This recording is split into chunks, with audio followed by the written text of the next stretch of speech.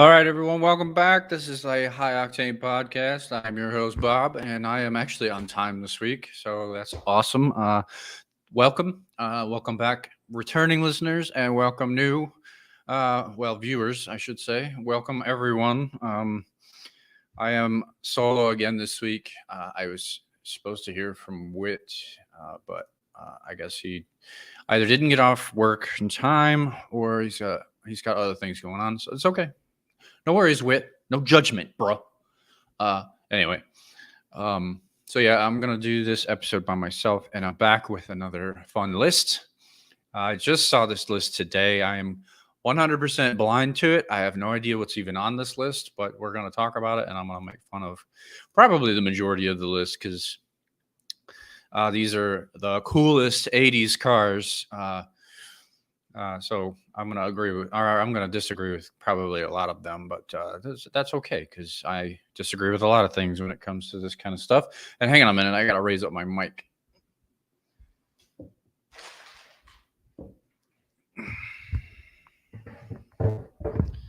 There we go. I was kind of hunchbacked, very uncomfortable. All right.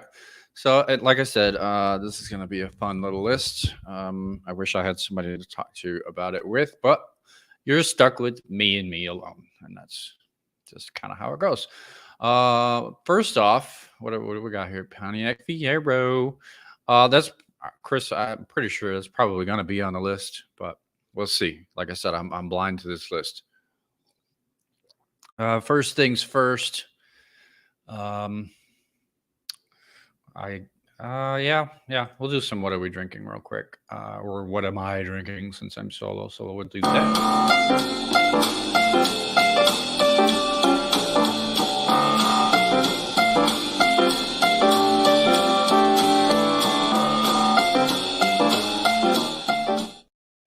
Okay, so this little segment of the show, I do drink on this program just a little bit, not too bad. I try not to get too bad anyway, but I do drink on this podcast, and I show everybody what I'm drinking. I let everybody know what it is. Let me get the bottle real quick. Sorry, I was not prepared for this part very well. But anyway, I've not had a bourbon on this podcast for a while. I've been on a gin kick, so figured I'd go with some bourbon this week. It is called Yellowstone out of Kentucky, Lebanon, Kentucky to be exact. Now I don't know if this is the same Yellowstone as the show. I don't know. I've never watched the show. Um, Talk crap all you want. I've never seen this show. I know it's good. I've heard it's good anyway, and I might eventually watch it. But I don't know if you could see it with the light there. The glare is pretty bad. The Yellowstone label there.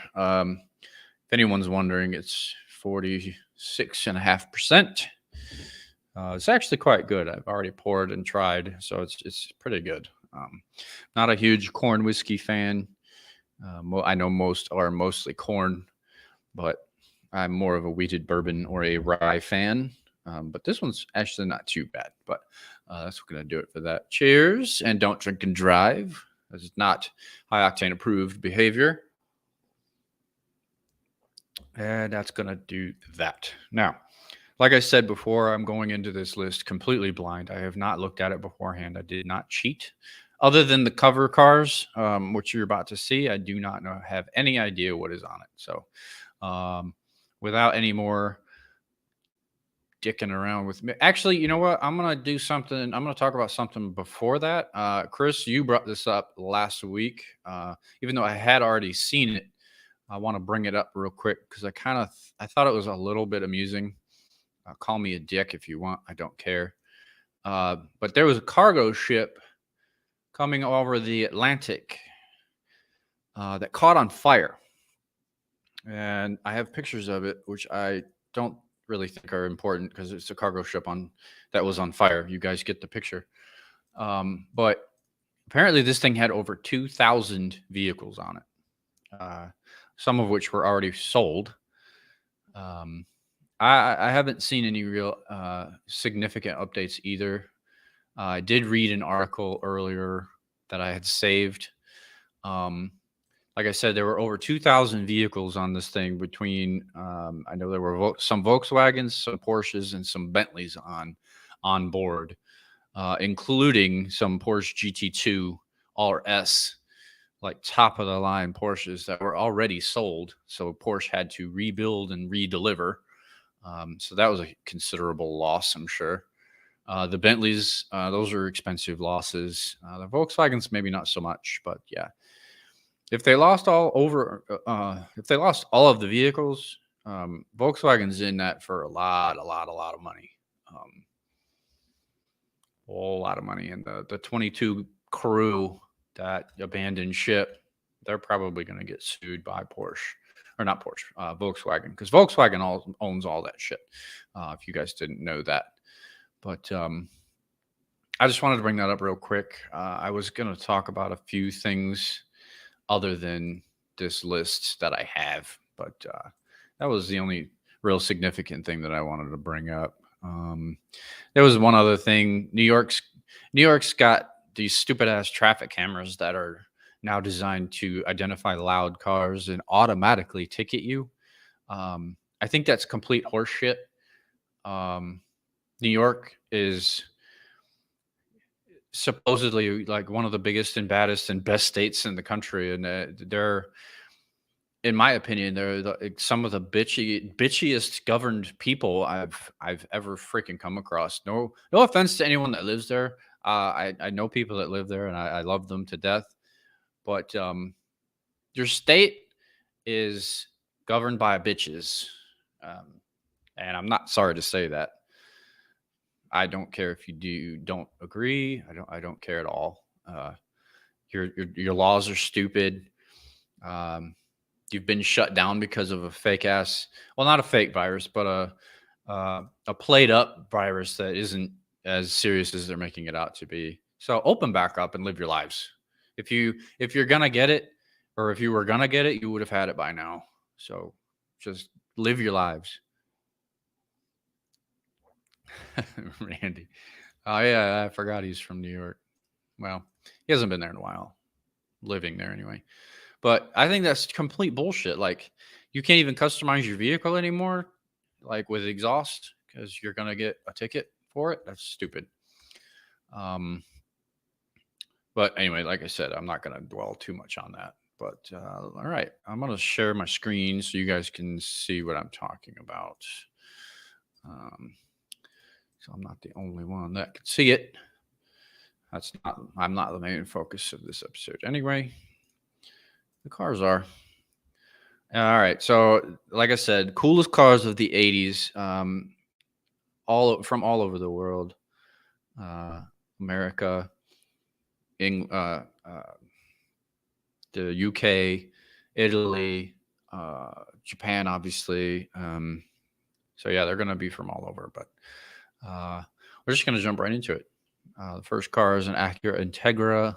I think this is the first body style that they came out with. Yeah, first gen. I don't like this car.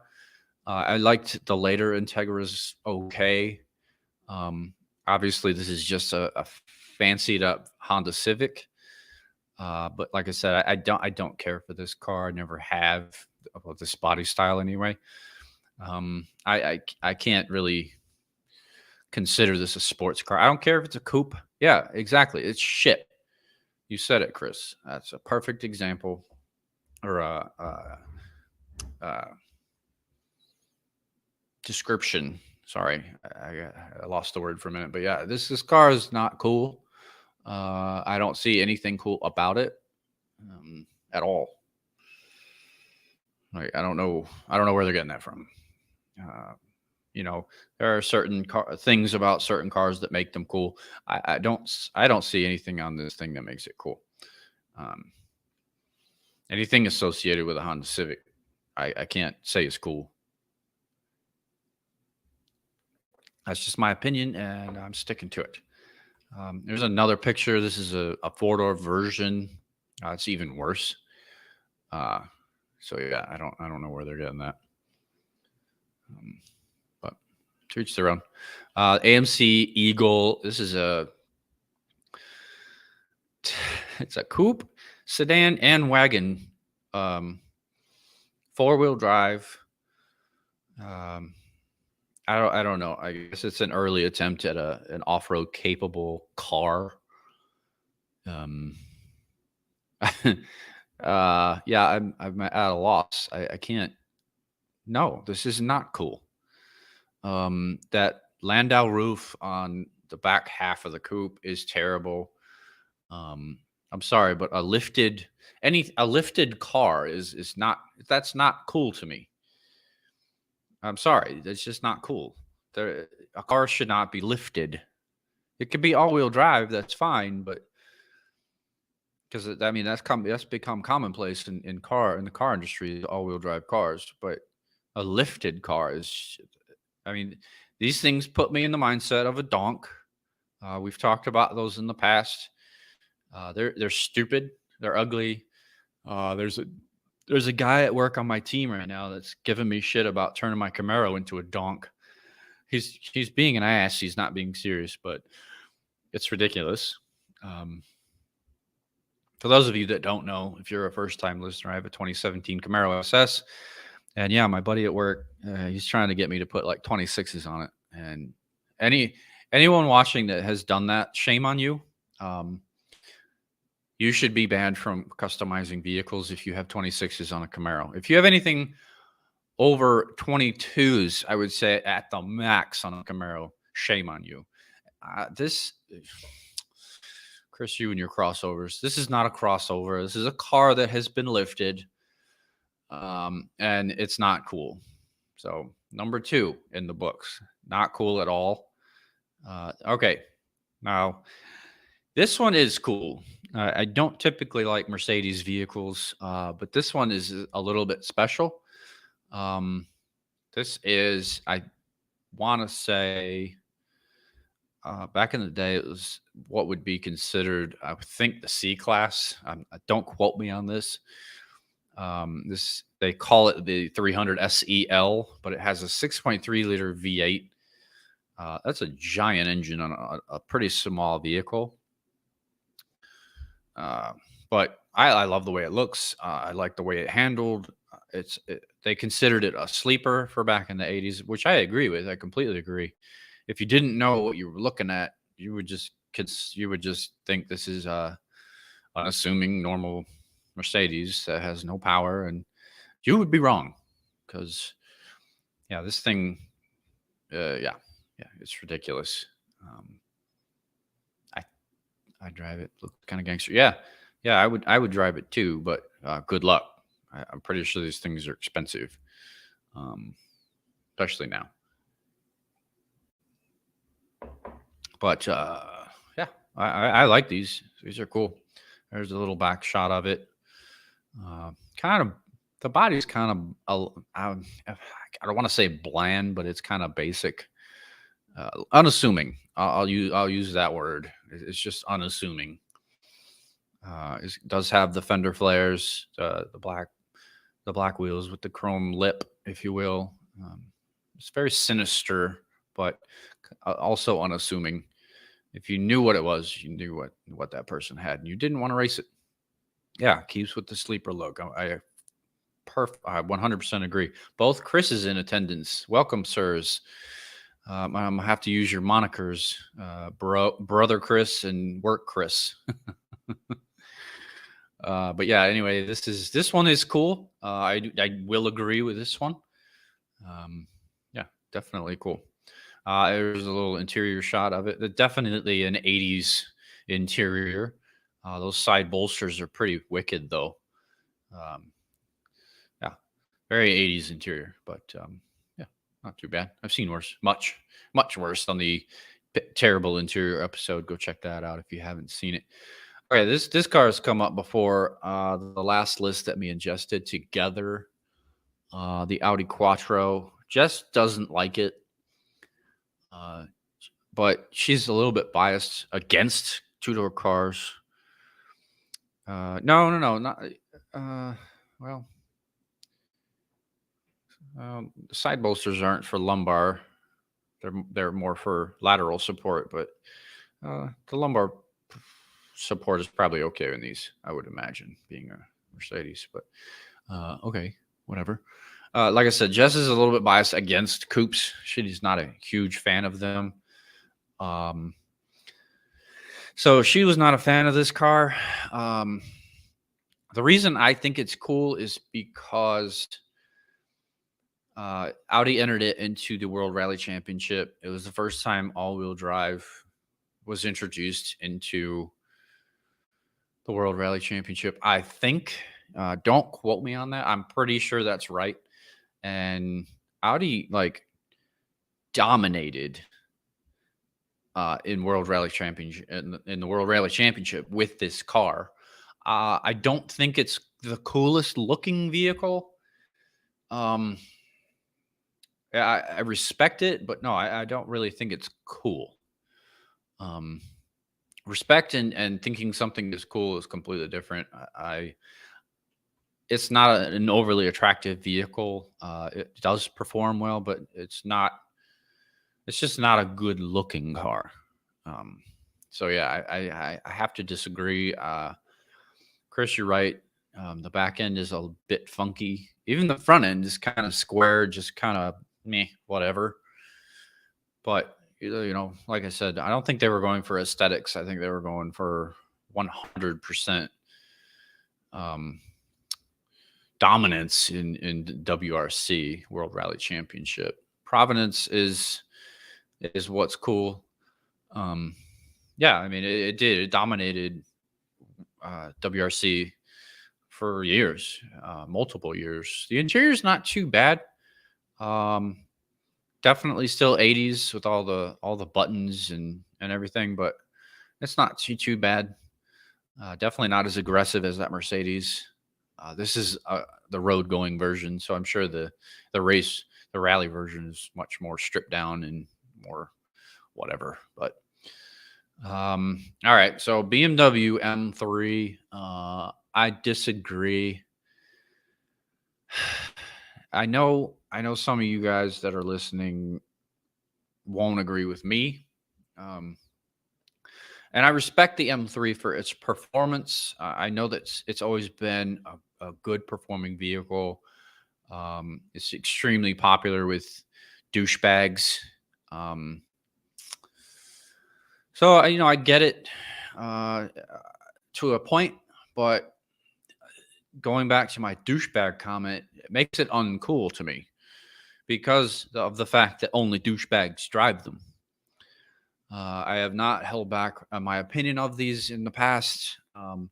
I firmly stand by my statement that only assholes drive BMWs, and Jess has embraced that because she has a BMW, and she does typically tend to drive like an asshole. And I'm not afraid to say that in front of her. She's not here right now, but when she does get home, I will say it again.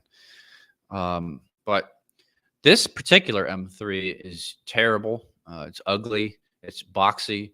It's just not cool.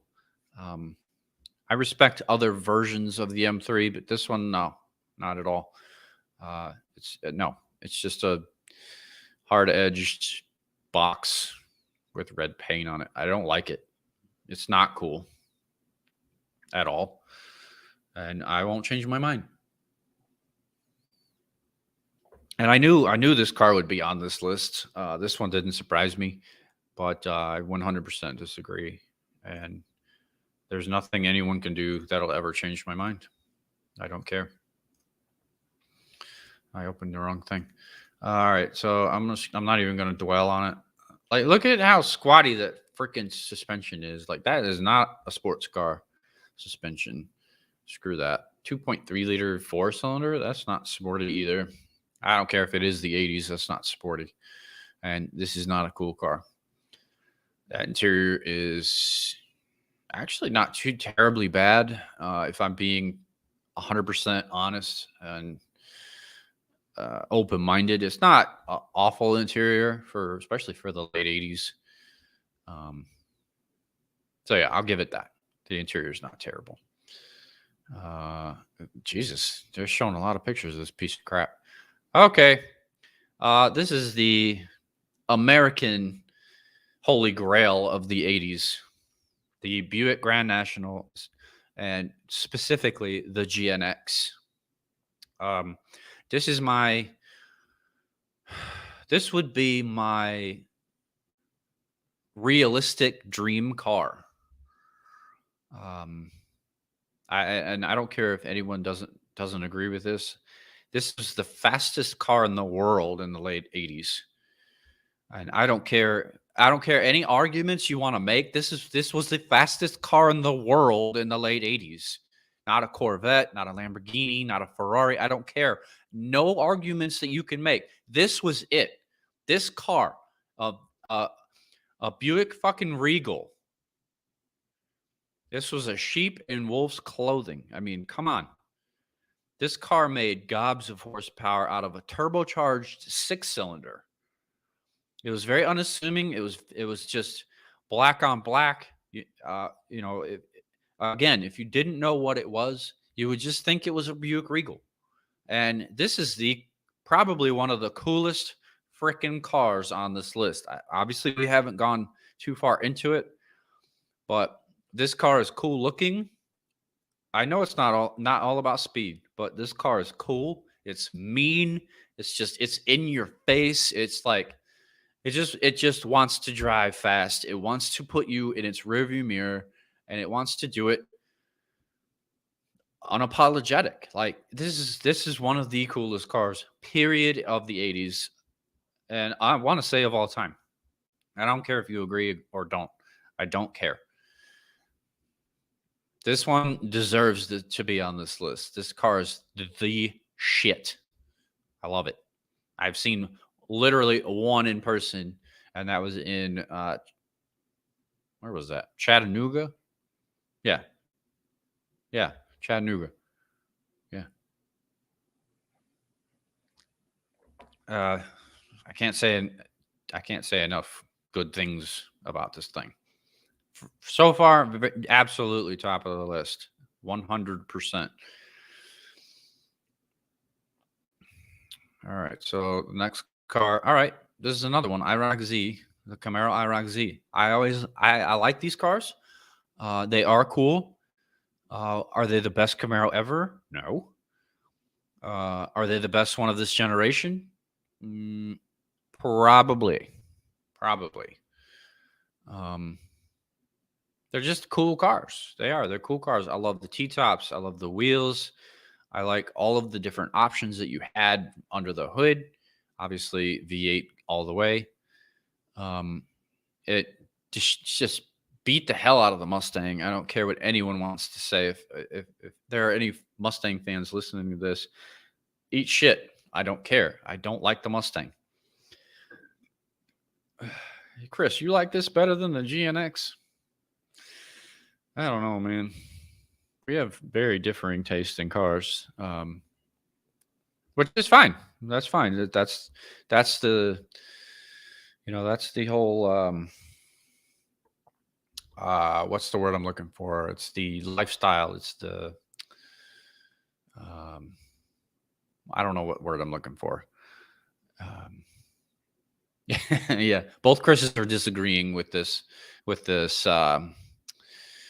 1-2 comparison with the Grand National and the Camaro IROC Z. Brother Chris says GNX. Work Chris says IROC. They're both cool. I personally think the GNX is better. I don't think the Camaro falls too short of it, but I just think that the GNX is just so much more meaner. It's just so much more sinister. Like I said, it's faster. It just has that look. It's just so mean, and both cool. Absolutely, both cool. But yeah, GNX takes the cake between the two. So far, the only two Americans on the list, but they take the cake so far. Mine and my brother Chris's opinion. All right. So Datsun 270. For some reason, this picture is not loading. I will find another picture. Datsun 280Z. I mean, it's okay for what it was. It was a small Japanese sports car. Here. Okay. Let me stop. And I will share that one as well, which I'm not doing it properly. Hang on 1 second, guys. Hold with me. Just bear with me. All right. Share. Come on, work.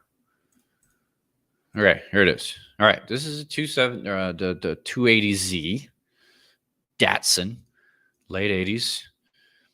I mean, like I said, it's okay. Some of the Z cars were all right, if I'm gonna be 100% honest, and not completely biased towards only American vehicles, which typically I am, but I am trying to open my mind a little, since I do talk about cars worldwide as much as I can.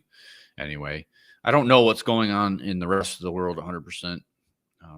What's sold where, and I don't even know 100% what's available everywhere, like I said. But this one, it's not awful. Chris is puking. Um, it's not the best ever Z car I've ever seen. It's not the worst either. It's okay. I wouldn't call it cool. I can respect it, I guess, for what the Z cars became. This is kind of a prelude to what they've become. I don't know. It's not gorgeous. It's kind of like the Audi, kind of like that Quattro. For what it is, I guess it's okay. Uh, I wouldn't call it cool, but like I say, it's okay. Um, so yeah, we're gonna skip that. We're gonna not dwell on that one because that one kind of sucks, and I don't have any more pictures of it. Next car is the frickin' DeLorean. I don't care. Say what you want to say about it. It's underpowered, poorly built. John DeLorean was a douche and a criminal. This car is cool. I don't care what anyone says. It was slow. It was heavy. It was made out of stainless steel, for frickin' sake. It's a cool car. It's featured in Back to the Future. Come on. It has gold wing doors. Come on. It was cool. It was a cool, cool, cool car. I don't care what anyone says. It's a cool car. Put a proper engine in that car all day. All day. I like it. It's a cool, cool car. Is the EV a real thing? Actually, yes. The DeLorean is being brought back as an electric vehicle. I'm very lukewarm about this idea. I like the fact that they're bringing it back as a more modern vehicle. I hope they stay true to. Well, you're probably right. If it wasn't a movie car, the car wouldn't probably be as popular as it is. But it was a movie car, so that is a moot point. Um, it gained vast notoriety from the movies, and people freaking love them. Not everyone, obviously, but the people that do love them absolutely love them. They're like die hard. Um, but to answer your question, Work Chris, yes, the EV thing is a real thing. It is being brought back with an electric powertrain and batteries. Like I said, I'm lukewarm on this idea. I've talked about this before. I know that's where the industry is going. They make gobs and gobs and just ridiculous amounts of power. So that's going to do this car good with as heavy as it potentially could be. I don't know that they're going to bring them back with a stainless steel body or just paint them that way. I speculate that they will just paint them that way or paint them normal. I'd have to see them side by side. I think they have the same overall profile, maybe. The lovely Jess just got home. Everyone, say hello. Say hello. Hello. But yeah, I mean, I think the DeLorean's cool. You can't argue the fact that it is cool. John DeLorean, he came up with a good design. It was a good concept, but in Execution was just not there. He burned a lot of bridges when he left GM.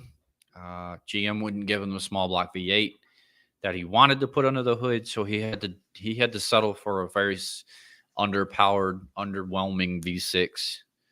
And like I said, in a car this heavy, it's just very underpowered, and it was just not good. The execution was poor.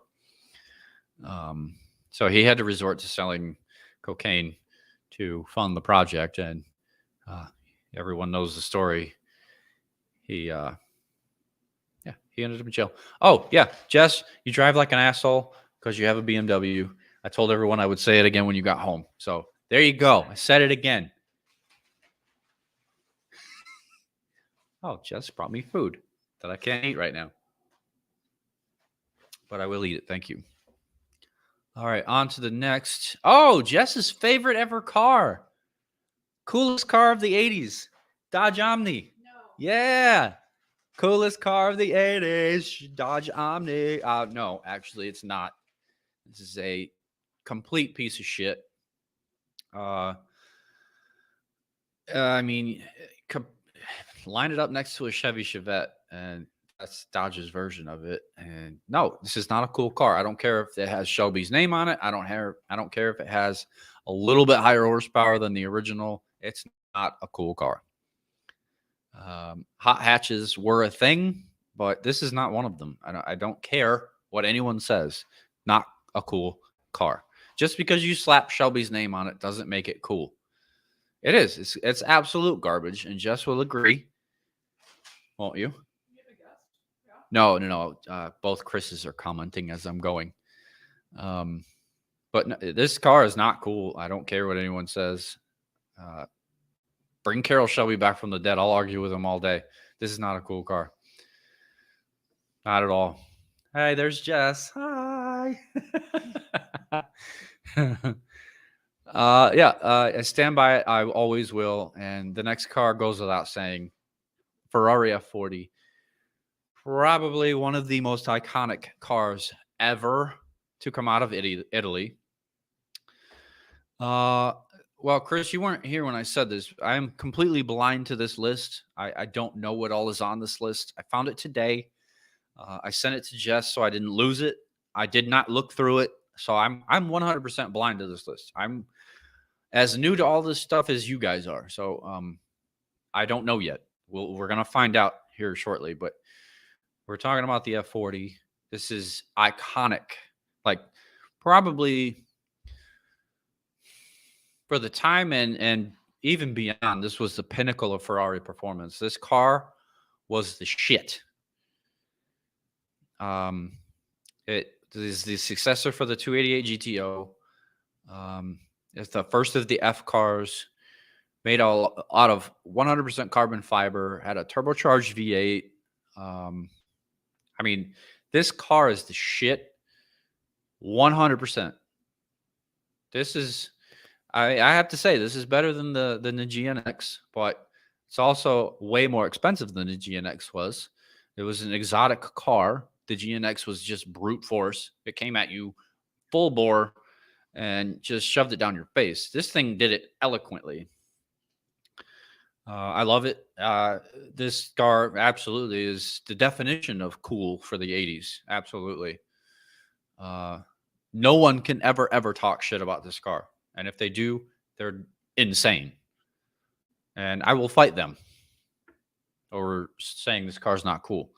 But I don't even need to dwell on it because there's no argument. This car is cool. Ferrari Testarossa, I agree as well. This is also a cool car. Not quite on the level of the F40, but this was introduced earlier than the F40 a little bit. It stuck around about the same amount of time. This was a lower end Ferrari. Still cool though. It was featured in TV shows, in movies, music videos. Apparently, I don't remember it being in Thriller, but it's a cool car. You know, this is the side louvers, the big V12 in the back. It's a cool car. I don't care what anybody says. Again, this is a cool car. I've seen them in person. They're nice. They're cool. we're talking about the F40 still, Chris? Yeah, absolutely. Almost 500 horsepower out of a 3-liter V8. Obviously, it's turbocharged, twin turbocharged. Excuse me. Don't let me screw that up. But yeah, absolutely. Uh, Chris, I can't agree. I do like the Testarossa. It is a cool car, but the F40 takes the cake from Ferrari in the 80s, in my opinion. It's just so radical. It's just so purpose built. It's just a cool car. Uh, I have to go 40 over the Testarossa, but I do agree with the Testarossa. Testarossa belongs on this list. I agree with that one. Interior is kind of, it's definitely 80s Ferrari. This one, I absolutely 100% no, absolutely not. Fox body Mustangs, garbage, absolute garbage. I hate Mustangs. I hate them. These are, besides the Mustang 2, these are the worst Mustangs. Actually, let me rephrase that. These are the third worst Mustangs they've ever built. The Mustang after this one was the second worst, and then the Mustang 2 being the first. But these are garbage. They're terrible. I don't care 5.0. I don't care Celine. I don't care what you do to them. These are not cool cars. They're not attractive cars. They didn't perform well. Mustang, garbage. Camaro over Mustang, absolutely. And yes, work, Chris, we do agree. Garbage ass cars. Garbage. They're not cool by any means.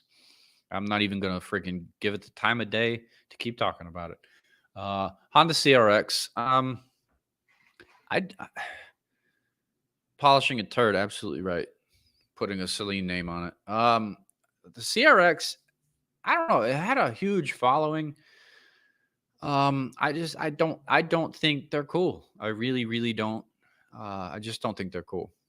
It's a hatchback Honda Civic. That's literally all it is. I don't think they're cool. They're super small.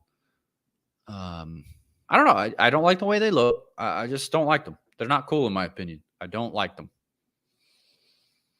If you want a fun Honda, just buy a Civic. I don't get why Hollywood Homicide. Are you still talking about the Mustang work, Chris? No, it's definitely not a Honda 2000. Because he's got 100 grand under the hood, which false. He only had like 10 grand. I was very disappointed, and I was cheated, bastards. Stupid Fast and Furious. Anyway, the Honda CRX, not cool. It's just not cool. Buy a hatchback Honda Civic and call it a day. The CRX was unnecessary vehicle. Not cool. It's not attractive. Underpowered. Whatever. Not cool. The Jeep Cherokee. No. I don't think it's cool at all. Not cool. Is it decent off road? Is it practical? Okay, maybe. Main car in the movie. I've never seen Hollywood Homicide. I might have to go back and look at that. But if it has a Mustang, no, not interested. 8 grand. Okay, my bad. 8 grand under the hood. Still not 100 grand. Paul Walker's full of shit on that one. God rest his soul. Rest in peace. Whatever the hell you want to say. It was shitty the way he died. But anyway, Jeep Cherokee, it's box on wheels. Again, just like that piece of shit M3. It's not cool. It's not cool. Is it functional off-road? Yes. 4 doors, fine. Build quality's garbage. Resale's shit. Has an old-fashioned fucking suspension. No, they're garbage. They're absolute garbage. And they continue to this day, in my opinion, still garbage. Other than the Trackhawk. That thing's insane. Never really been a fan of Jeeps in the first place. So I'm going to call it no, not cool at all. Lamborghini Countach. This is another icon from the 80s. Absolutely yes. 2 thumbs up. If I have more hands, more thumbs up. Cool car. Ridiculously cool car. You can't beat it. I want to say it's on the level of the F40, if it's not even cooler, because of how ridiculous it was. It was just so over the top, like just all the angles, all the vents, the super high spoiler, the Lambo doors. Um, this was your first introduction to those. Um, this was a ridiculous car. You know, it's such a good way. Chris, I don't care what you say. This is a cool car. You can't beat it. In my opinion, this is number one on the list so far, followed by the F40, and then followed by the GNX. That's your 1, 2, 3 right now. The Countach, just such a cool ass car. Um, Actually, I had something that I sent to Jess so I wouldn't lose it. Countach roughly translates from Italian to English as wow.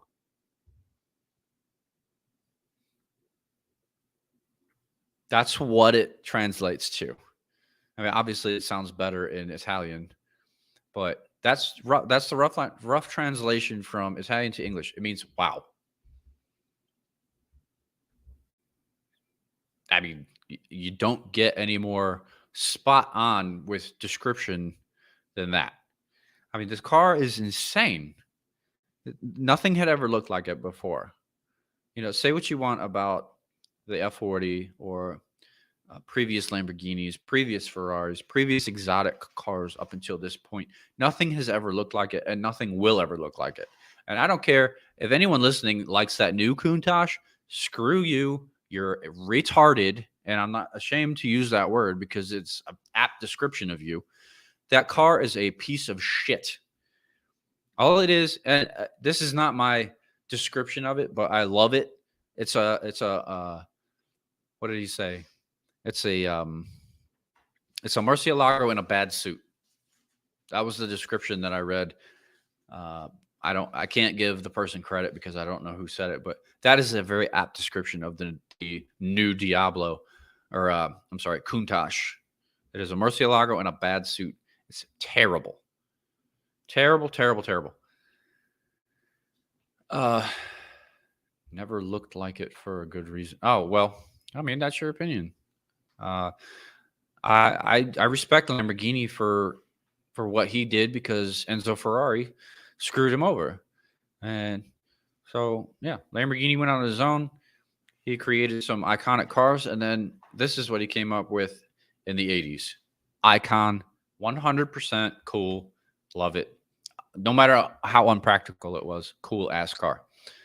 Mazda 323 GTX. Ugh, not cool at all.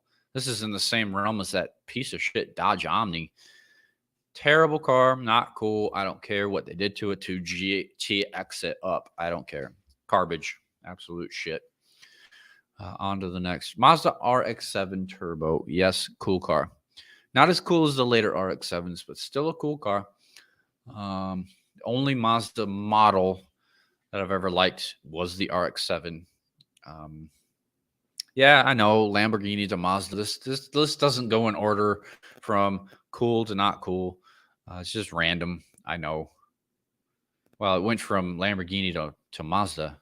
Well, yeah, Lamborghini to Mazda. My bad. 2 Mazdas in a row. But this one's actually a little bit better than the 323. This is not the coolest one, but we're talking about 80s cars. So this one's okay. Definitely not my favorite RX-7, but this one's okay. Would I call it cool? Probably not. Probably not, but it led to a cool car. So I have its respect, or it has my respect. But this particular one, no, I wouldn't call it cool. Definitely better than the 280Z, though. Definitely better than the 280Z. Well, like I just said, RX-7 is the only good Mazda, but not this particular one. The later ones, yes. Oh, I get to talk shit about another Mercedes. Well, the first Mercedes on this list, the G-Wagon. No, I don't know what the hell person wrote this list or came up with it. The G-Wagon is not cool. It's not. I don't know how loudly I need to yell this thing. The G-Wagon's not cool. It's an ugly ass box on wheels with a giant motor under the hood That's 130 grand fucking plus. Sorry, excuse my language. I'm ranting. I'm pissed off because this car's on the list. I'm sorry. I saw one of these modern G Wagons at a gas station one time up here in Brentwood. And dude shut the door. And I swear to God, it sounded like a fucking tin can. I'm sorry. Actually, I'm not. That's garbage. It's absolute garbage. I'm not paying 100 grand plus for something that sounds like a tin can when you shut the door. I'm sorry. Again, not sorry. When you shut the door, it needs to sound quality. It needs to sound solid. It needs to sound not hollow.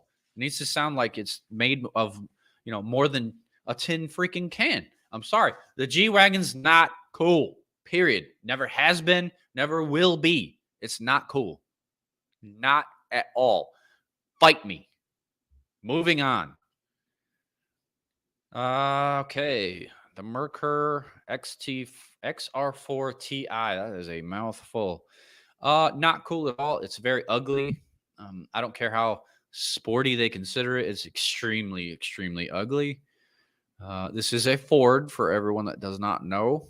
It's just a British version. They did have some decent Fords over there back in the day. For some reason, Europe had better Fords than we did. Fords are still pretty shitty, but their versions were better. I blame our government for that. Emission standards and other dumbass regulations that never made sense. But this car is terrible. It's ugly. I don't know what's going on with that back end, that dual spoiler. There's like 7 windows in the thing. The front end's garbage. This whole thing is just a disaster. I don't know where they got cool from, but this whole thing is just it's bad. It's bad. Yeah, it does look cross-eyed. What I'm assuming are the running lights. Those are, yeah. The whole thing is just bad. Like I said, I don't know where they got cool from, but I mean, I guess compared to what we had over here, it might be cool-ish, but no, even this isn't cool. I don't care how many letters and numbers you add onto it. This is not cool. No, not at all. No. And they wanted this to compete with BMW and Audi. No, nope. Even as much as I hate BMW, no, absolutely not. I would take a Beamer over this. Record it, archive that shit. I'll say it. I will take a BMW over this. I said it and I stand by it. Not cool. See, look at this. Look. Even more of a profile shot. It looks even worse. Even worse. No. This is terrible. Terrible. Very 80s interior. Very mundane, dumbed down. I'm working on 48 minutes. I'm still good to go. I am just going. I'm ranting. I don't care how long I'm going to take on this one. I have 2 hours, so bear with me. All right. Mitsubishi Starion, whatever the hell. This is a Dodge Stealth. That's all this is. This is a Japanese version of the Dodge Stealth, which was never cool. That car was never cool. Obviously, this car was not going to be cool because Mitsubishi builds nothing but junk besides the Evo. Only car they've ever made that was worth a damn was the Evo. Some people might argue the older Eclipse.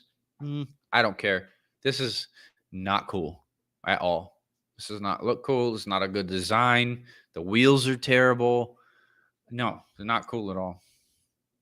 Not a cool car. From any angle, I don't care how you show it to me. Not a cool car. Nope.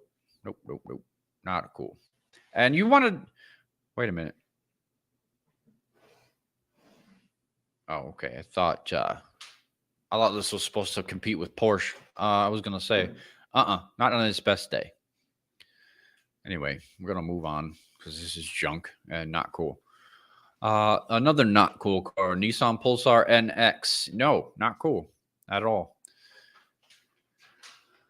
Do I agree with the Eclipse being the worst tuner car of all time? I guess it depends on which Eclipse we're talking about. If we're talking about the late 80s Eclipse, yes, that's up there if it's not the worst. Absolutely agree with that. If it's 90s Eclipse, I don't dislike that car, especially the turbo all-wheel drive version. But yeah, that 80s Eclipse was pretty bad. I do agree with that. Nissan Pulsar NX, any of them, I hate them all. Well, like I said, the 90s Eclipses weren't terrible. The early 2000s and later 2000s, those were garbage. Alan had I want to say a 2002 Eclipse with a 4-cylinder. That car was a piece of shit. And then the redesign after that one, that one was even worse. If I'm being completely honest, was I ever a huge fan of the Eclipse? Absolutely not. If that's what you're asking, no. There were decent versions of the Eclipse though, so I can't completely dog the name. Now the current Eclipse, I can completely talk all the shit about it because it's a stupid ass. Why they even brought the name back as this model, I have no idea. Mitsubishi, shame on you. It's a crossover SUV now. Oh my God, shame on you. You did the same thing as the Mustang. You just didn't electrify it. Shame on you still, because the Eclipse is not an SUV. I hate you for doing it. I hated you before, but I hate you even more now for doing it. You defiled the name, as shitty as it was. You still defiled it. Anyway, Nissan Pulsar NX. Not a lot of people even knew this car existed, for good reason, because you see what I'm showing you. It's a piece of junk. It looks a lot like that junky ass Integra that I showed you guys earlier. And I imagine this was a direct competitor. I'm not sure how they competed against each other. If I had to guess, not very well, because they're both shit. And they're not cool. Not at all. Not cool. Not going to do well. Porsche 944 Turbo. Cool car. Now, I don't like a lot of Porsches, but this is a cool car. I actually thought about buying one of these about 15 years ago. This is a cool car. Like I said, I'm not a fan of a lot of Porsches. This one is a cool car. It's a good looking vehicle. It performed well. German engineering, Germans are smart when it comes to vehicles. They're not always the best design wise, but engineering wise, they do make good vehicles. I can't knock them for that. No one can. They're expensive to work on. They're expensive to fix, but their engineering is spot on. They invented the car, so they should be. Props to Germans. Germany. Sorry, getting tongue tied. I think it's a cool car. It's not the most attractive vehicle, but I think it's pretty cool. It's better than the mid '80s Corvette. It's better than anything Ford was coming out with. I would still take the Buick over this Porsche. I mean, but it's a cool car. I think it's cool. Disagree? Whatever. That's fine. Underpowered, yes. But look-wise, I think it's a cool car. I think it's cool. Now, this one, holy crap, I completely forgot about this. The Porsche 959. Now, this is Porsche's first supercar. Now, anyone that wants to argue this fact can argue it all day, all night for the next 6 months. This is a cool car. Was it the most attractive vehicle Porsche ever came out with? Probably not. But it had an extremely good 6-speed manual and an extremely good 4-wheel drive system. Really good horsepower for the day. Astronomical price, but I mean, this is a cool car. I'm sorry. It performed well. It performed on a world scale. Kevlar body, which was unheard of at the time. Carbon fiber was a thing, but I think Kevlar was more expensive and harder to come by than carbon fiber. Chris, you're out of your mind, bro. You need to have your eyes checked. It's a cool car. Like I said, is it the most attractive vehicle they've ever made? No, absolutely not. I believe that that title goes to the Carrera GT, the one that killed Paul Walker, with someone else driving. But this is a cool car. You have to remember, this is the 80s. You're in a modern mindset. This is the 80s. You have to think about 80s. This is a cool car. This is the predecessor for all of the supercars to come.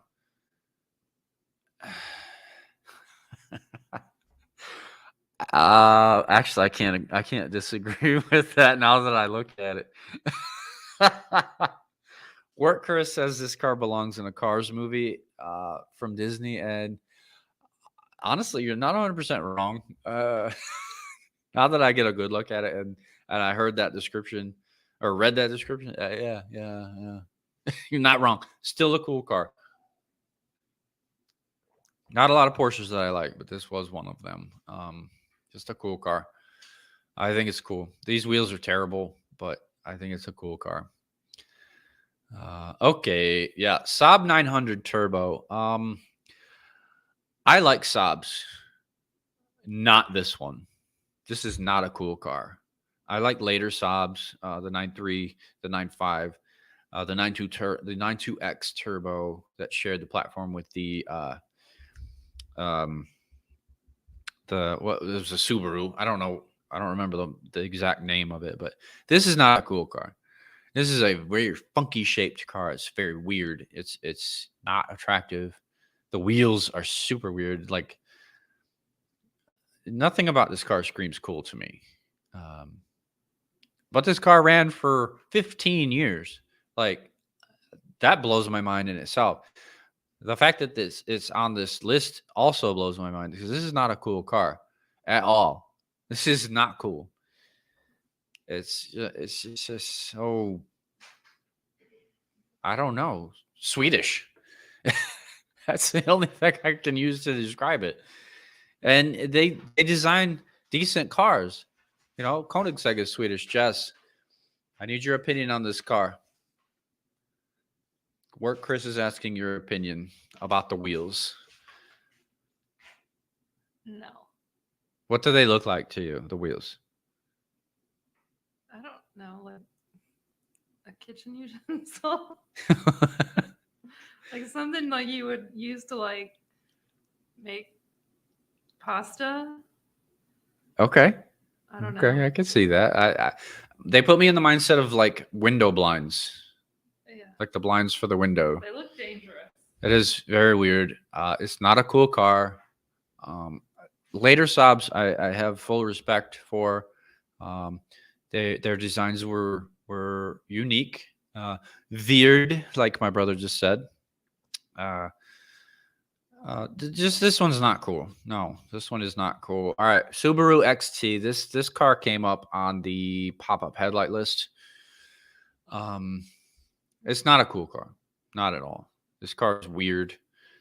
The wheels are garbage. It's a super small little, just strange car. It's not weird or it's not cool. It is weird. It's not cool. It isn't cool. No, this car does not belong on this list anywhere near it. This is not a cool car. It's unique for Subaru to come out with something like this, but unique does not always translate to cool. And this is an example. Hi, Jess. We miss you. The show isn't the same without you. Where Chris says that, she's laughing. She will come on again whenever she's ready. She's always invited on the show, but it's up to her whenever she wants to come back. I like doing these lists with her just to get her opinion, but I wanted to do this one myself because it was kind of last minute, and I'm having fun with it because I knew that a lot of these weren't going to be cool. Actually, the majority of them. All right, Toyota Celica Supra. I don't know why they decided to call this car both, because I think the Supra later on became its own model. And you're right, Chris. Most 80s wheels were definitely a cosmetic afterthought, which nowadays,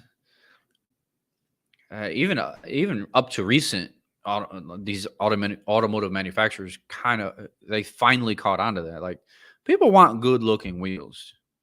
Yes, they want a good looking car. Yes, they want a comfortable car. They want a practical car. They want what they want. But wheels are a very integral, important part of styling of the vehicle. They're a focal point. They're something that car people in particular focus on. That's like the first thing they look at. So yeah, in the 80s, it was very, very much a afterthought. You're right. I don't love it or hate it either. I was never a huge fan of the Celica in particular. The Supra later on obviously was a Japanese icon. Um, Fast and Furious, really brought it to the scene, uh, like to the forefront of the import tuner scene. But it was always a thing, like the later Supra. But the Celica, not so much, especially this one. This one's not. It's not terrible. It's not great. It's better than the Z car we saw earlier. It's better than the RX-7 that we saw earlier, but it's still not great. I wouldn't call it cool. It even looks a little bit too high. It looks almost like the AMC, whatever the hell that thing was called. It looks a little bit like lifted. If I'm not like blind, which I'm not up this close, it almost looks a little bit lifted. So yeah, this car I would not call cool. It's very strange.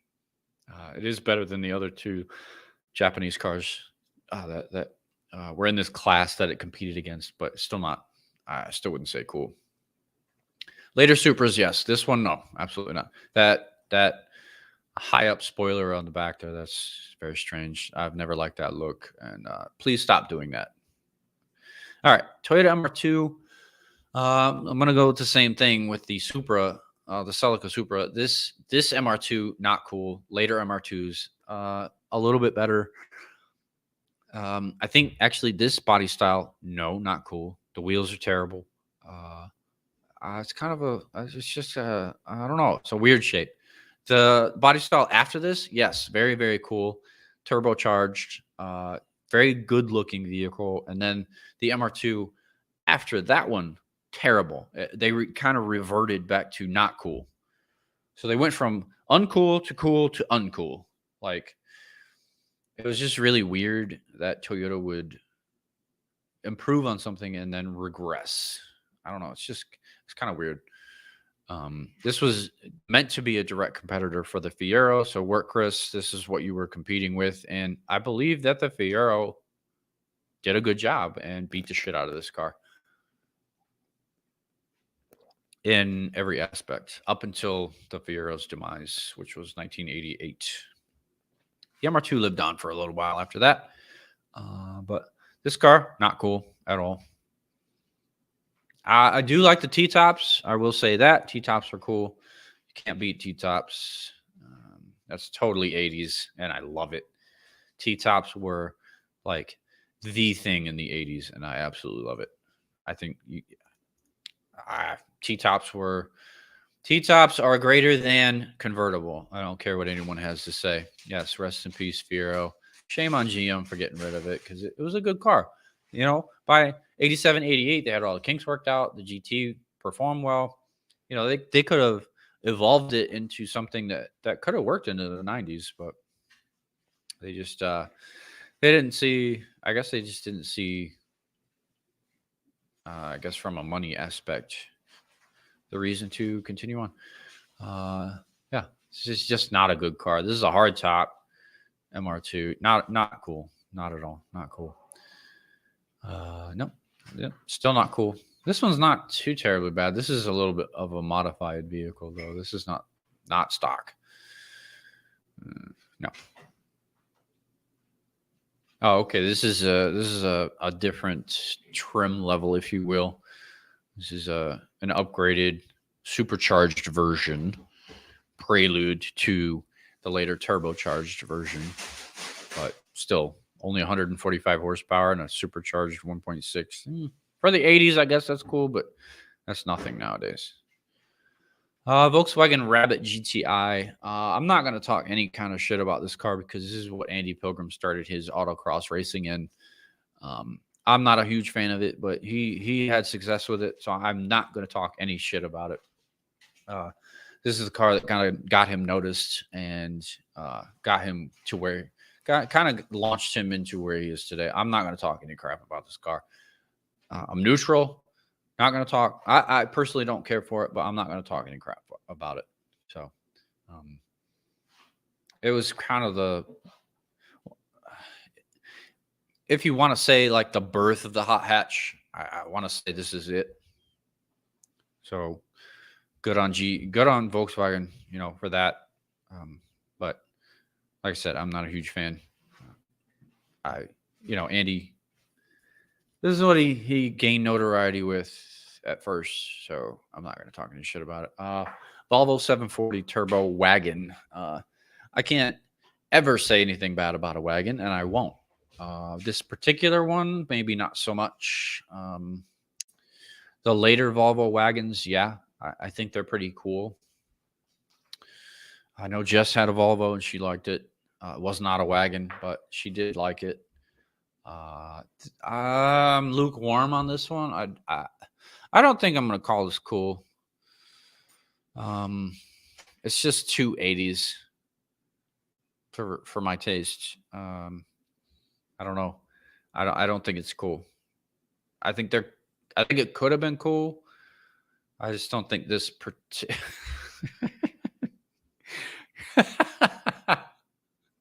I'm not gonna repeat what Brother Chris just said. It's funny. It's pronounced Volvo, my friend.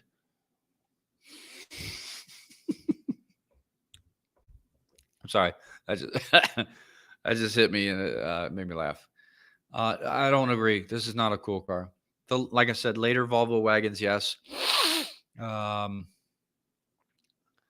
have to look up a picture of the one I think is cool, but this one, no, I don't think so. Oh, seriously? That's it? The last car? Son of a bitch. All right, well, that's the end of the list. I thought we had more cars to go, but that's the end of that list anyway. Sorry, work, Chris. The Fiero it wasn't on the list. I'll actually, you know what? Screw it. I'm gonna get in. I'm gonna pull that car up, and I'm gonna give you some props. But I'm gonna give it to you because I agree with you. I think the Fiero was a cool car. Bear with me. I'm pulling up a picture so you guys can see what I'm talking about. Those of you that don't know what a Fiero is. I don't think this car ever made it outside the country. I could be wrong about that, though. This is the Pontiac Fiero. I know everyone has heard of Pontiac. Maybe not the Fiero, but this is a Fiero. Yeah, I know. It's the end of the list. I know it's bullshit. I thought there would be more, but there were only 30 cars. We went through all 30, but there were some cars that they did not mention, and shame on them. Texted a picture. I don't have my phone near me because it causes interference. But this is a Fiero. This is work Chris's. This is one of his favorite cars. He owns two, I want to say. He has fixed up one. He's currently working on another. I don't dislike the Fiero. I never have. There's a lot of potential for performance in these cars. They're quite small. They're quite lightweight. I know of people that have put 400 small block V8s in them. They bolted straight up. So yeah, I mean, they had a lot of potential. I don't know why GM didn't use them to their full potential. Like I said earlier, the GTs later in the 80s, 87, 88, they worked out all the kinks. They had a bigger V6. It wasn't huge, but they worked out all the kinks. They had the car right at that point. Um, I don't really know what went wrong with the Fiero. I don't know if it was sales wise. I don't know if it was management, ownership. I, I don't really know what happened, but they discontinued it after 88. And I agree with Chris. I think it's a shame. I think they should have given. I think they should have given it a chance, at least into the early '90s, to see what it would have done. Maybe redesign it, put a V8 under the hood, which was in the back. It is a mid-engine car.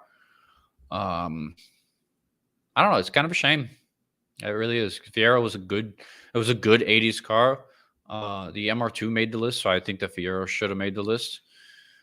Um, I don't really think that would have mattered because the GNX was faster than the Corvette. So I don't know why that would have mattered. Buick had their car that was faster than the Corvette. Why can't Pontiac have a car that was faster than the Corvette? I mean, if that's the reason, yeah, yeah, GM did, you know, Oldsmobile. They kept Oldsmobile alive a lot longer than the freaking Fiero, and I still think the Fiero would have done pretty well, maybe redesigned and taken into the '90s. But if that argument is why General Motors discontinued the Fiero, that argument is moot because the GNX was faster than the Corvette. The Corvette in the '80s or from the mid '70s on up until 1990 when the ZR1 was introduced, the Corvette was a dog. It was an underpowered, slow, bulky piece of shit. And I hate to say that because I love the Corvette. I planned on buying a Corvette before I bought the Camaro, and I love the Camaro. Don't get me wrong, but the Corvette from 76, 70. Well, I'm not 100% sure when in the '70s it turned into a dog, but from the early to mid '70s till 1990, it was a piece of shit. Slow. It was slow, slow, slow. It was just so slow. It was. It was a very dark decade. I mean, they even didn't even make a Corvette in 1983. Well, they did, but not in mass production. I think they did that on purpose just to say that, yeah, they produced one so that the production run wouldn't stop. But that whole faster than the Corvette thing, if it is a rumor, shame on General Motors for that. Because, yeah, the Corvette is your flagship. It's supposed to be your fastest, most powerful, most sought after vehicle. But the government destroyed muscle cars, sports cars, horsepower, period. They destroyed it, with the gas shortage and the emission standards and smog regulations and all that bullshit. They destroyed the muscle car. They destroyed horsepower. Horsepower was non-existent in the mid '70s. It was pathetic.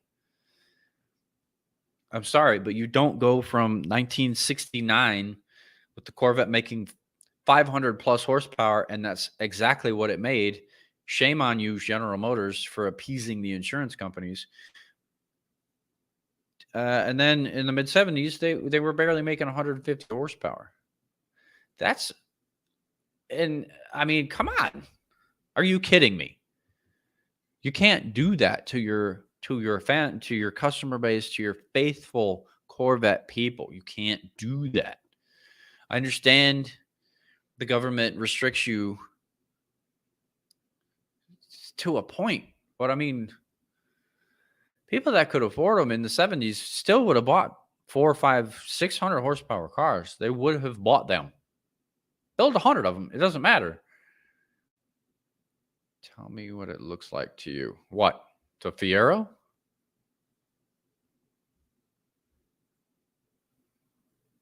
What am I telling you? What are you asking me? The DeLorean? No, overall, like I said, the overall profile might be similar, but I don't see, like, if I'm looking at this car, if I'm not me, if I'm just a Joe Schmo off the street that isn't super into cars, if I look at this car and I look at a DeLorean, I'm not going to say that's the same car. That's just me, though. I can see the similarities that you're talking about. Google 89 Fiero. All right, hang on, guys. I have a request. 89 Pontiac Fiero. All right, there it is. All right, 89 Pontiac Fiero. Images. No, not videos. Dumb shit. Images. It looks like an 88 Pontiac Fiero. Oh, I think I know what you mean. All right, let me pull this up before you say anything, Chris. It won't let me look at that one.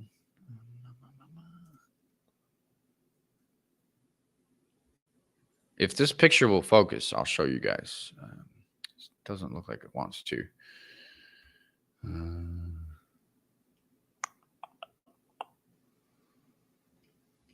Nope, it's not going to focus. Hang on one second. Just bear with me, guys. I promise you I'll be right back to the meat, I guess you could call it, of this episode.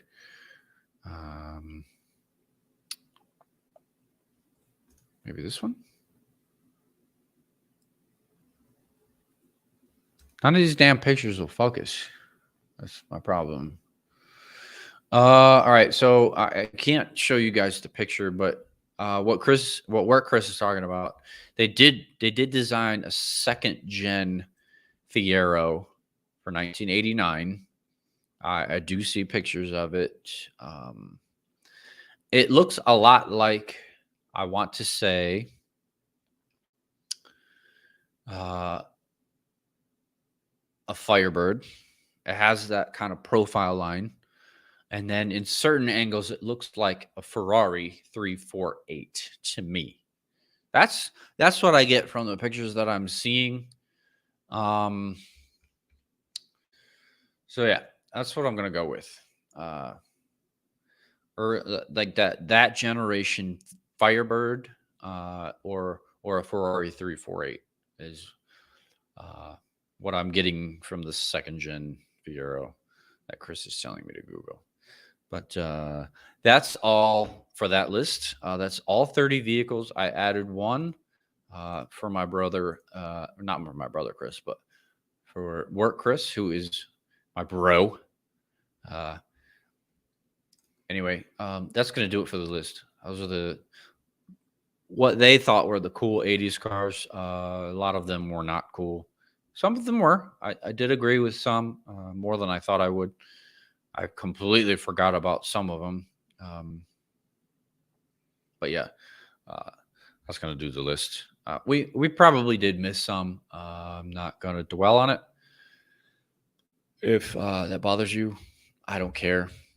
So I am limited on time, and I'm sure Jess over here is probably annoyed with me talking by now, although she's working.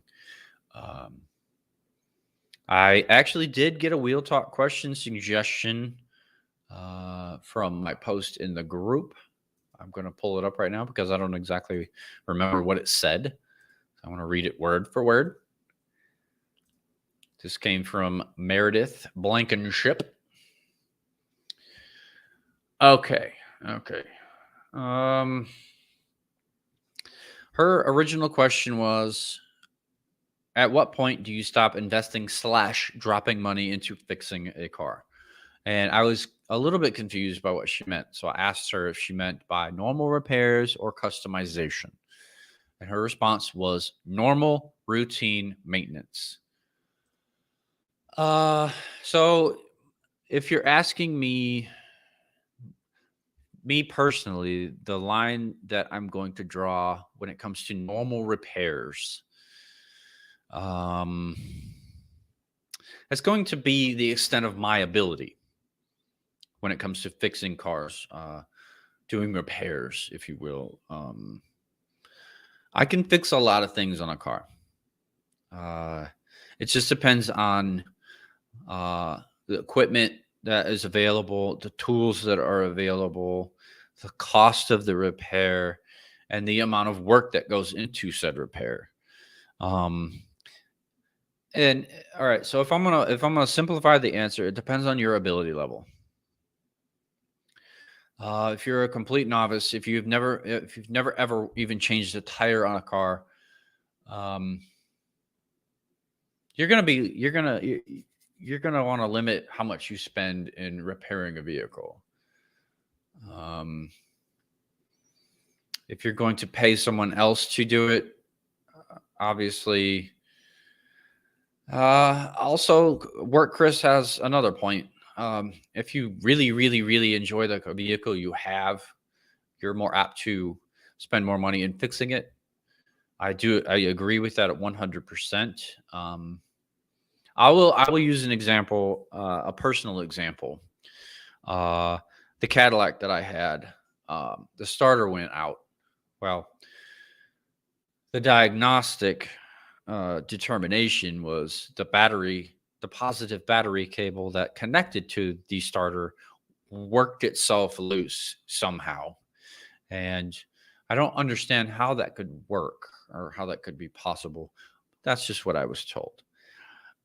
Anyway, the repair plus the part cost me almost $1,300. Um, I could have done that repair myself, but I didn't really feel like having it towed to my apartment and then having to work out how to get the car up off the ground and then crawl on the ground underneath the vehicle.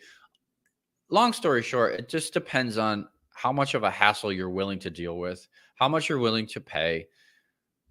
Uh, Honestly, there's no real answer for that question. There are a lot of determining factors to answer that question. Chris said it. What, how much you love your vehicle, what you're willing to put up with, how much you're willing to put down money wise. I don't know if that really answered your question, but it was a very good question. I was kind of hoping you were more on the side of customization because that was a much easier question to answer. But when it comes to routine repairs, honestly, it just depends on what you can afford. If your transmission goes out and it costs you 5 grand, can you afford that? And I mean, at that point, you're kind of stuck. Like, what can you do if you can't afford it? What can you do if you're still in a car payment and your transmission goes out and it costs $5,000 to either repair or replace? What can you do at that point? That's, I guess, that's the real question. What can you do if you can't afford to fix your problem? I mean, credit card, loan, borrow money. You can't finance a repair. I don't really know. I hope that answered your question. Experience and patience level, absolutely. But if again, if you're just a regular person on the street, you literally never worked on a car, you've never turned a bolt in your life, you're kind of stuck at the mercy of wherever you take the vehicle to get fixed. And like I said, if you're stuck in a car payment, sorry, my ear itches. If you're stuck in a car payment and your transmission or your engine or your AC goes out, those are expensive repairs. And if you can't afford that, you're kind of just stuck. AC you can live without, I mean, miserably, but you can live without it. If your engine won't start, your transmission goes completely gone, I mean, you're kind of stuck. You're out.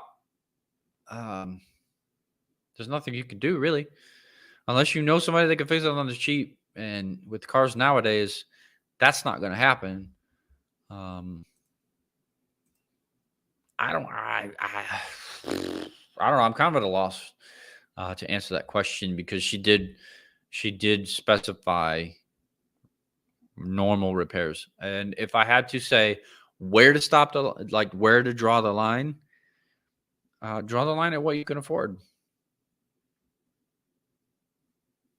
Because I mean, routine maintenance, oil change, spark plugs, filters, whatever, all that stuff is affordable for the average person, um, whether you do it yourself or you take it somewhere. But when it gets to a little bit more um, of a more involved repair, uh, get even if it's a battery or an alternator or a water pump or a thermostat, something where you have to actually get your hands dirty, a power steering pump, a radiator hose, something like that. Even that might be, a little bit too much for a normal person. So honestly, what my brother Chris said, experience and patience level and what you're willing to pay. That's that's my answer to your question, Meredith. What honestly, what you're willing to pay and what you can afford. That's the answer. So I hope that's useful to anyone watching. Um, Try not to get ripped off. Get two opinions if you can. I know a lot of times it's not like medical diagnostics. Your car is a car. If it's broken down, you can't take it to two different places. But try if you can get multiple opinions, get multiple estimates, because a lot of times these repair shops, and I don't want to throw any specific place under the bus, but a lot of times they'll sell you need shit that you don't need, and I hate that, especially if you're a woman. They kind of stereotype women as not knowing what the hell they're talking about when it comes to vehicles. Um, so ladies, especially, kind of, if you can, if you're not overly knowledgeable with vehicle repair, take a dude with you, or take the estimate and kind of do some research, Google it, do your research, because I don't want anyone getting ripped off on repairs, because they're expensive enough, and these places try to sell you on shit that you don't need. So just kind of do me a favor and just research the repair. If you need what they say you need, fine. But if they try to upsell you on other shit, maybe question it. Just don't take their word for it. This is all I'm saying. It is a learning curve. Um, I've never been overly great at diagnosing everything under the sun. I consult my dad in a lot of things. So yeah, ask questions. Ask people that you know. Ask every guy that you know if that's what it takes. Just don't get ripped off. That's all I'm trying to say. But um, that's my answer to the question. I didn't play the music because I forgot. Mm, that happens. Jess is probably going to give me crap about it later. But whatever, it's fine. I'm solo and I'll play it now. I don't care.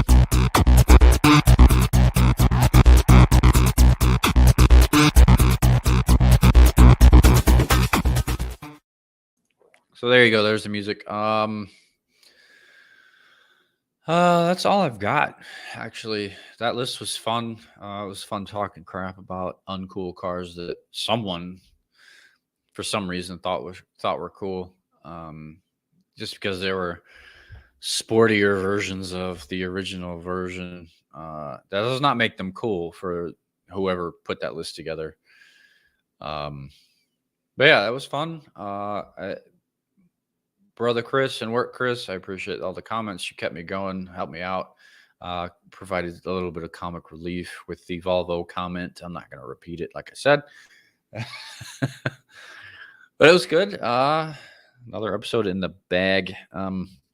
Meredith, I will provide you with a shirt at a discounted rate because that was your Wheel Talk question. I appreciate that. Wit, you suck, but you're still my brother. You can come on next week or anytime you want, whenever you're free. I was actually kind of surprised I made it on time this week. I was really afraid I was going to have to stay at work late. And warning, or I guess a forewarning, that might happen in the next couple of, I don't know, months. Work is crazy right now. It's very unpredictable. I might have to stay over some and Wednesday might happen. So if that does happen, the podcast will still happen. It just will be later in the evening. So I will keep you guys in the loop. Um, Hopefully, it won't happen too much, but the podcast will still happen regardless. It might be at 5, it might be at 7, but it will still happen. Chris, thank you. It was a weird list, but yeah, it was fun. I always like making fun of cars that people think are cool or are uncool or whatever, because everyone's opinion is different, and that's fine. Everyone has their own opinion, and everyone has their taste. You guys might not agree with me, Chris. Chris, I know you didn't agree with the GNX and the Camaro, or even the Ferrari or the Lamborghini, and that's fine. That's fine. The lists are great. It's a good talking point. It provides banter, and they're good. I like the lists, and especially when I have a live guest like Jess, or Wit, or Chris, brother Chris, or whoever it is. The lists are fun. We can make light of it. We can make fun of them. It's fine. Uh, and if that's what this podcast becomes, that's fine, because the lists are fun, and it gives me shit to banter about and kind of just make fun of. And that's cool. But like I said, anyone else that wants a T-shirt, hat, we still have both available. The T-shirts are 20, the hats are 25. Like I said, any upcoming solo episodes, if you guys provide me with Wheel Talk question ideas, and if I pick it, you will be offered a T-shirt at a discounted rate if I choose your question. Like I said, that's gonna do it. Fun episode. I'm getting used to doing these solo, even though I don't have anyone like audibly giving me things to work off of. The comments over here on the side help. They keep it going. If we all like the same cars, yeah, absolutely, absolutely. If everyone had the same car, same taste in cars, yeah, roads would be very boring. Work, Chris, you're 100% right. But like I said, that's going to do it for this week. Tune in next week. Hopefully, I will be able to, get back at the proper time and do another episode. I don't know what we're going to talk about. Hopefully, I can find another good list, or I can find some interesting things to talk about, like I did 3 or 4 weeks ago. I'm always looking. There's not really a ton new going on in the world of cars right now. The chip shortage is still relevant. Relevant. Jesus, I get my words right. Although it is slowing down, so hopefully that'll work itself out. EVs are ramping up, so I mean nothing really new. So I try not to bore you guys with the same stuff every week. I try to keep it fresh and new and interesting, and even educational if I can manage it. I'm not, like I said in the past, I'm no expert. I'm not the smartest person in the world, but anytime I can teach you guys something new, I'm gonna do that. But YouTube channel, High Octane Live Podcast, and the Facebook group High Octane. Go join both. Subscribe. Do whatever you do. Leave a review if you can. Comment. Do whatever you want. If you hate me, fine. If you love me, fine. Do whatever you want to do. I don't care. You can rate us on whatever platforms we're on, which I'm not even 100% sure where we're all at. I can't nail down all the information. I'm trying though, so you can give me that anyway. But that's gonna do it. I'm out of here. Everybody have fun.